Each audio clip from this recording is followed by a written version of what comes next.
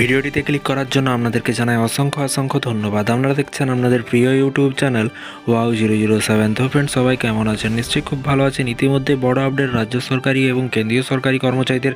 ভিডিওটি সম্পূর্ণ দেখবেন। আচমকায় কিন্তু এক ধাক্কায় 12% ডিএ বাড়ালো রাজ্য সরকার। বিরাট সুখবর পেনশনভোগীদের জন্য। ভিডিওটি সম্পূর্ণ দেখুন। এখানে বলা হয়েছে 2024 সালে শেষ হতে না হতেই কিন্তু আর মাত্র হাতে গোনা কয়েকটা দিন। ইতিমধ্যেই নতুন বছর নিয়ে কিন্তু কাউন্টডাউন অবধি কিন্তু শুরু হয়ে গিয়েছে। তবে এরই মাঝে কিন্তু রাজ্যের লক্ষ লক্ষ সরকারি কর্মচারীদের চমক দিল কিন্তু সরকার। এক ধাক্কায় কয়েক শতাংশ কিন্তু ডিএ বা ডিআর বাড়িয়েছে কিন্তু সরকারি কর্মচারীদের। ইতিমধ্যে এই সংক্রান্ত একটি বিজ্ঞপ্তি অবধি কিন্তু জারি করেছে রাজ্য সরকার। আর এই বিজ্ঞপ্তি দেখে কিন্তু সকলেই কিন্তু খুশিতে আনন্দ করছেন। এবং আরও বিশদ জানতে চোখ রাখুন আজকের এই ভিডিওটিতে। বড় চমক দিল কিন্তু সরকার।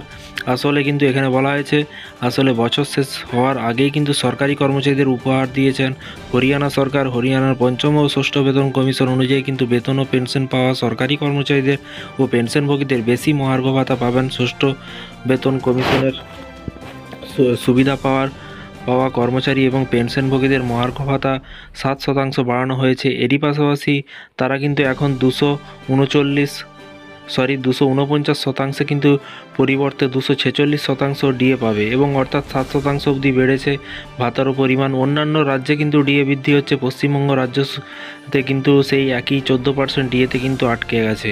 আপনারা দেখতেই পাচ্ছেন, এটা কিন্তু হরিয়ানা সরকারি কর্মচারীদের কথা কিন্তু বলা হয়েছে। আর পশ্চিমবঙ্গ রাজ্য সরকারি কর্মচারীদের বিস্তারিত আপডেট পেতে চ্যানেলটিকে সাবস্ক্রাইব করে রাখুন। ধীরে ধীরে কিন্তু বিভিন্ন রাজ্যে কিন্তু ডিএ বৃদ্ধি করছে, শুধু পশ্চিমবঙ্গ বাদেই।